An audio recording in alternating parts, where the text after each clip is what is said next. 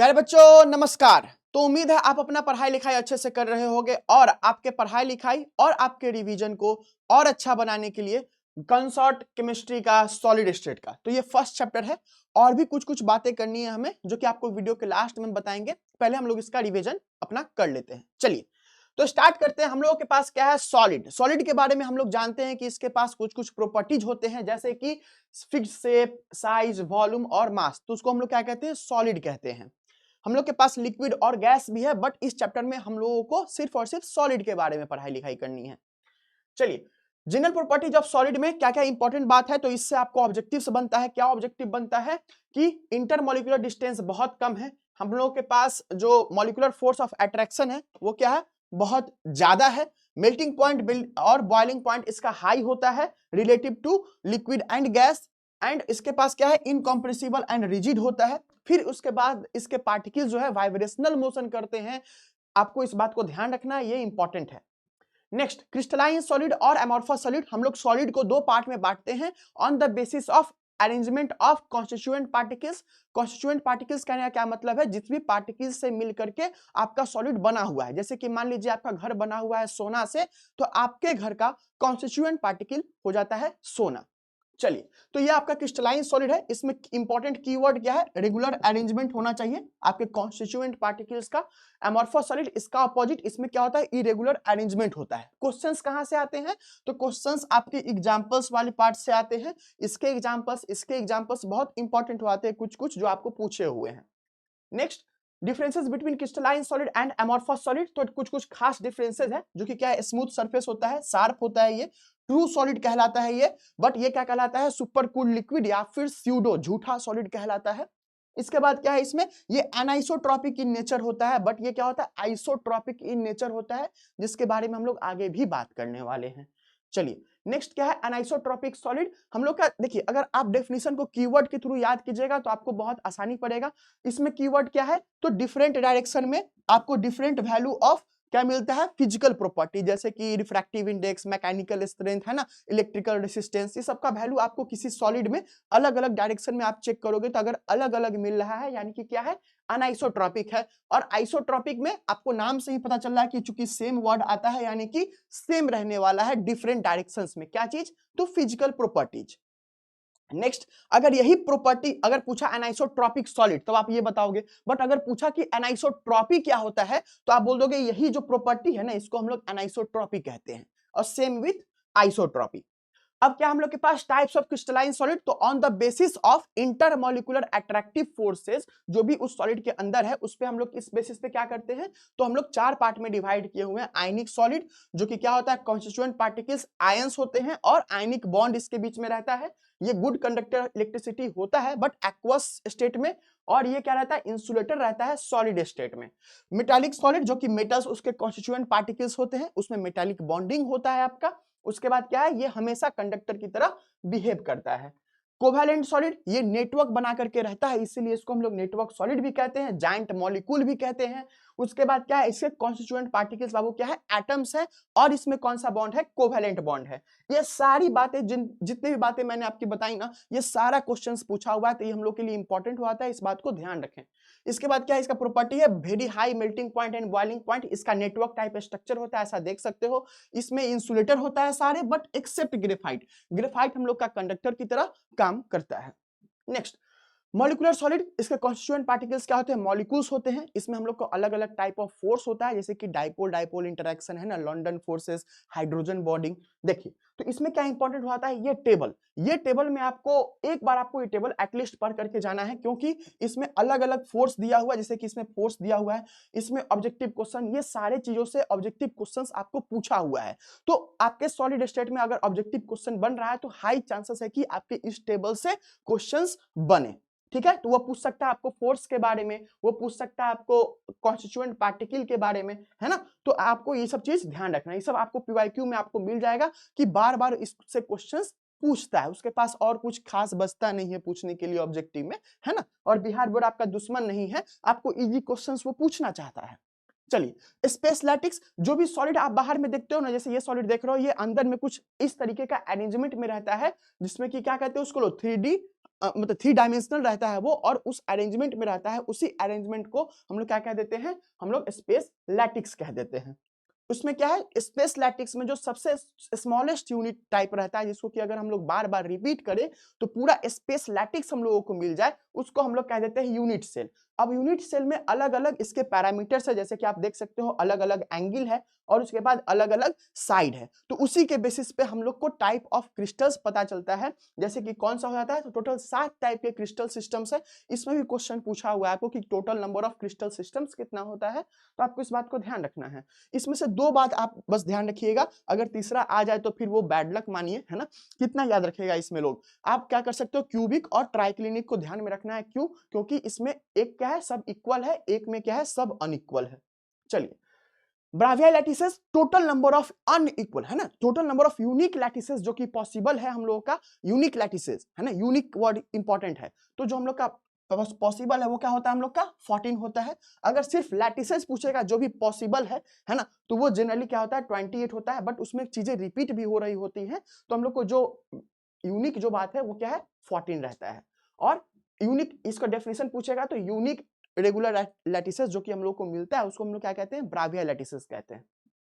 चलिए, type of unit cell को हम लोग अलग अलग टाइप में बांटे हुए हैं ऑन द बेसिस ऑफ जो भी पार्टिकल्स के पोजीशन है, ठीक है। तो चलिए देखते हैं कौन सा। एक हम लोग का सिंपल क्यूबिक, इसमें क्या होता है, सारे पोजीशंस, सारे जो कॉर्नर्स पे ना एटम्स रहते हैं। इसका क्या है, इफेक्टिव नंबर ऑफ एटम्स इसका 1 होता है, और हर एक कॉर्नर पे जो पार्टिकल होता है 8 यूनिट सेल से शेयर्ड रहता है, ठीक है। चलिए, नेक्स्ट क्या है, सेंटर्ड यूनिट सेल इसमें रहता है। सेंटर्ड यूनिट सेल कहने का मतलब क्या, कि हर फेस सेंटर्ड यूनिट सेल कहने का मतलब क्या, कि फेस के सेंटर पे रहेगा और उसके बाद हर कॉर्नर पे रहेगा। इसका इफेक्टिव नंबर ऑफ एटम्स 4 होता है, और ये दो, इसका जो फेस सेंटर वाला रहता है एटम, वो 2 आपको यूनिट सेल से शेयर्ड रहता है, जैसा कि आप पिक्चर में देख सकते हो। नेक्स्ट क्या है, बॉडी सेंटर्ड क्यूबिक। तो बॉडी सेंटर्ड क्यूबिक में क्या होता है कि आपको जो भी आपके पास रहता है यूनिट सेल, उसमें बॉडी के सेंटर पे रहता है और सारे कॉर्नर एटम्स पे रहते हैं। तो इसमें क्या है, इफेक्टिव नंबर ऑफ एटम्स आपका 2 एटम हो जाता है पर यूनिट सेल, है ना। चलिए, और ये जो बॉडी सेंटर वाला है, ये कितनों से शेयर रहता है, ये हम लोग को 1 यूनिट सेल से शेयर रहता है।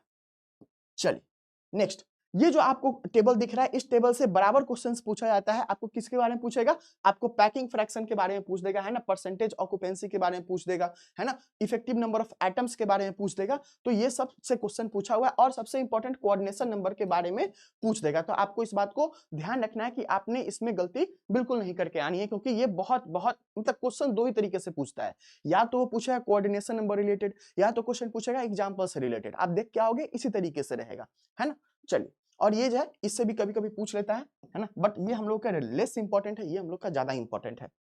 चलिए, NaCl, ये कुछ कुछ स्ट्रक्चर्स है जिनको कि आपने याद रखना है। अगर आप याद रखोगे तो क्या होगा, आप चीजों को कर ले जाओगे, है ना। तो ध्यान रखना है, ये सब स्ट्रक्चर है, इस स्ट्रक्चर का जो कोऑर्डिनेशन नंबर है आपको ये वो याद रखना है, और शॉर्ट नोट्स में जो दिया गया है आपको वो भी याद रखना है। ओके, तो आपका ऑब्जेक्टिव का कोई भी पॉइंट मिस नहीं होगा। तो ये सारे आपको याद रखने हैं। NaCl का क्या होता है, CaCl का क्या होता है, ZnS का क्या होता है, CaF2 का क्या होता है।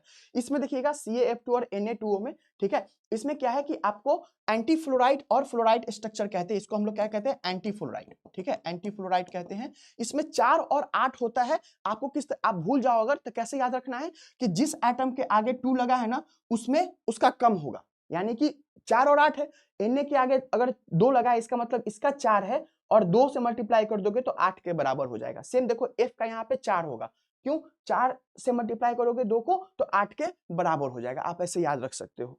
नेक्स्ट क्या है, कोऑर्डिनेशन नंबर। जो भी ऐसे सबसे हम लोग को क्लोज, है ना, नियरेस्ट जो पड़ोसी रहेंगे किसी एटम को जो टच कर रहा होगा, उसको हम लोग क्या कहते हैं, कोऑर्डिनेशन नंबर कहते हैं। जो 1D पैकिंग है, 1 डायमेंशनल पैकिंग, सिर्फ हम लोग साइड बाय साइड रख दे रहे हैं अगर एटम्स को, तो उसमें कोऑर्डिनेशन नंबर कितना है, 2 होता है। अगर 2 डायमेंशनल पैकिंग है तो 2 टाइप का होता है, एक है कि एक के ऊपर सीधे रख दिए, ए टाइप पैकिंग कहा जाता है, तो इसमें कोऑर्डिनेशन नंबर आपको 4 होता है। और इसको स्क्वायर क्लोज्ड पैकिंग कहते हैं, क्यों, क्योंकि इसके सेंटर क्या फॉर्म करते हैं बाबू, स्क्वायर फॉर्म कर रहे होते हैं।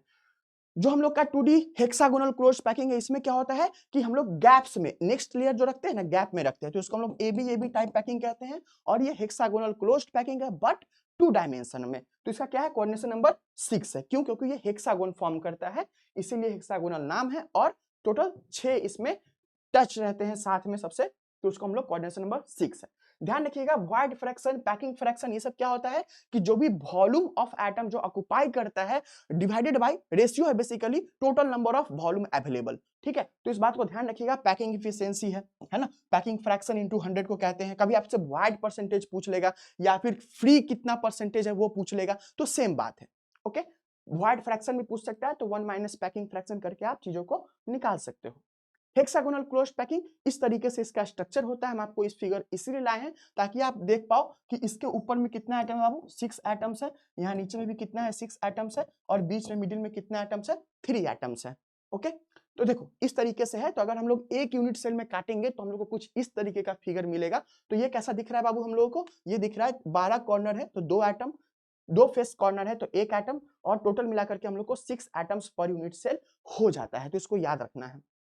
नेक्स्ट, आपको ये डेंसिटी ऑफ यूनिट सेल निकालने के लिए आपके पास ये फॉर्मूला है, D is equal to ZM/A3Na। जो चीज है अगर पूछेगा फॉर्मूला तो ऐसे ही लिखना है, सारी चीजें लिखा हुआ है, कुछ भी खास नहीं, आपको फॉर्मूला याद रखना है।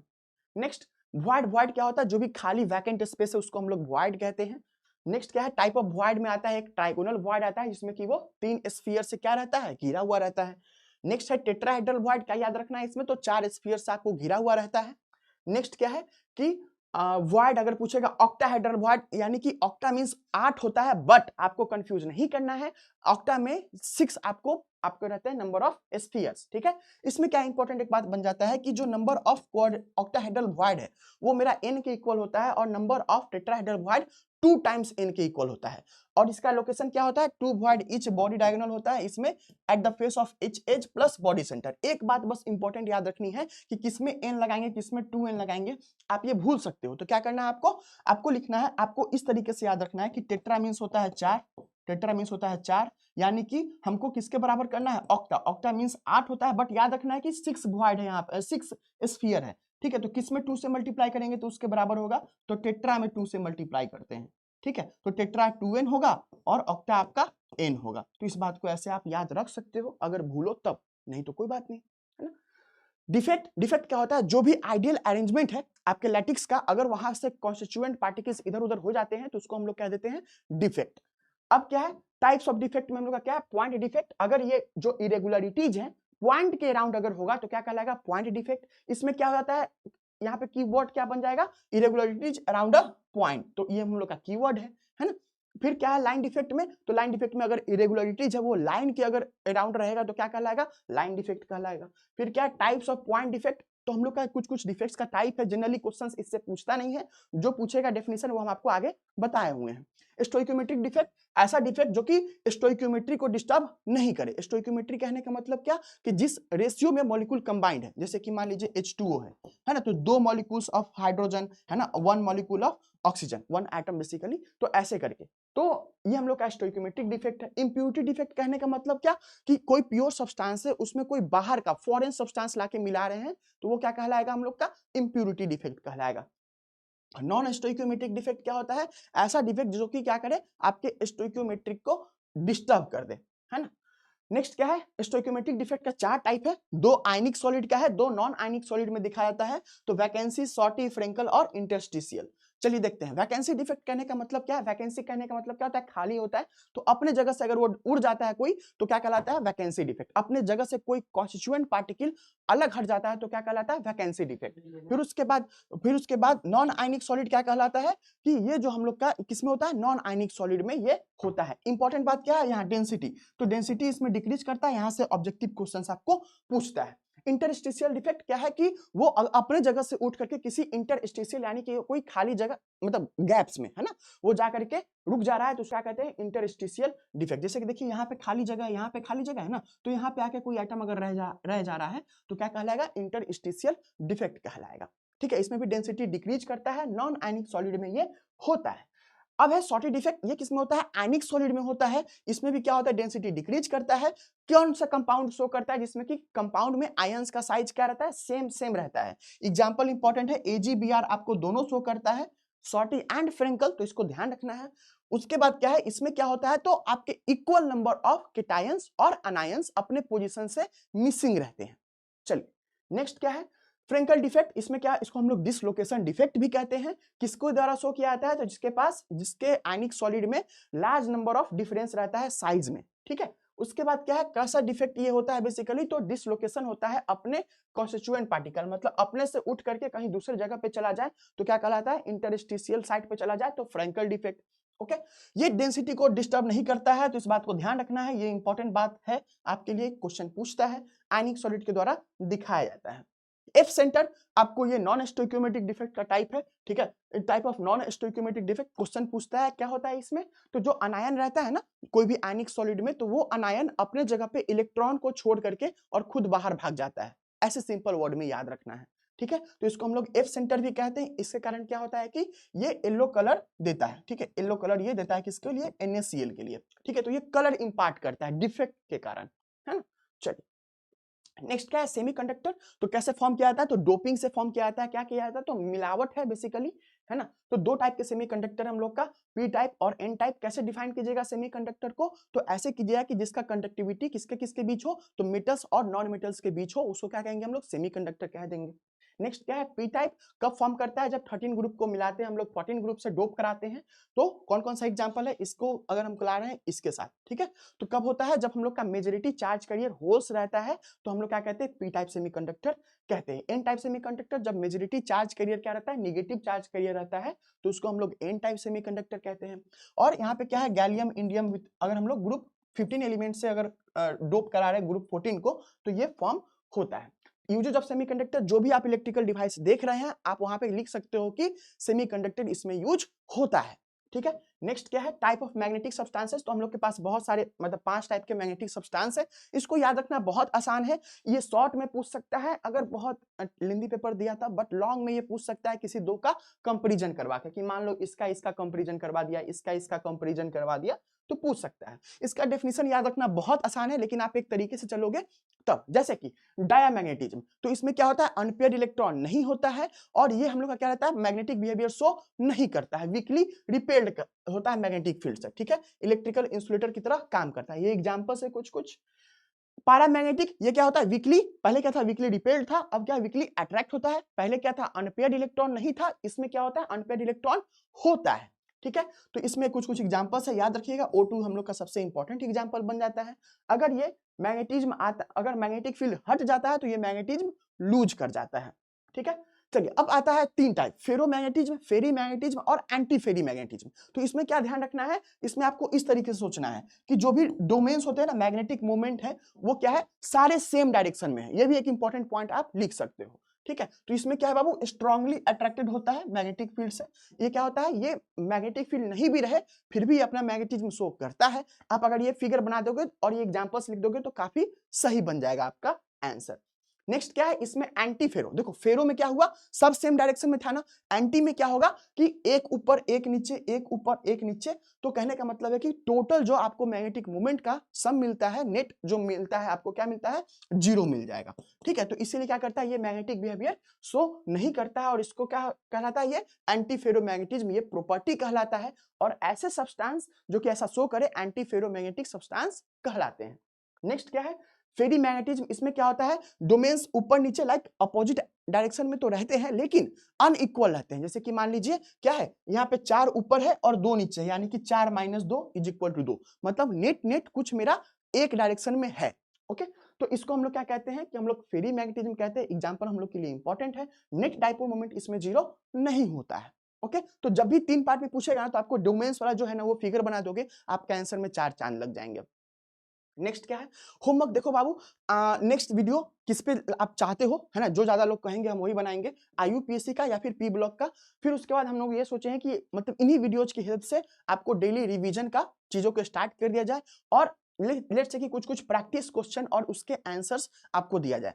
तो प्लीज बच्चों डरिए नहीं, आप जो भी चीज कर रहे हो, जितना कर सकते हो, है ना, जितना कर सकते हो प्लीज करो।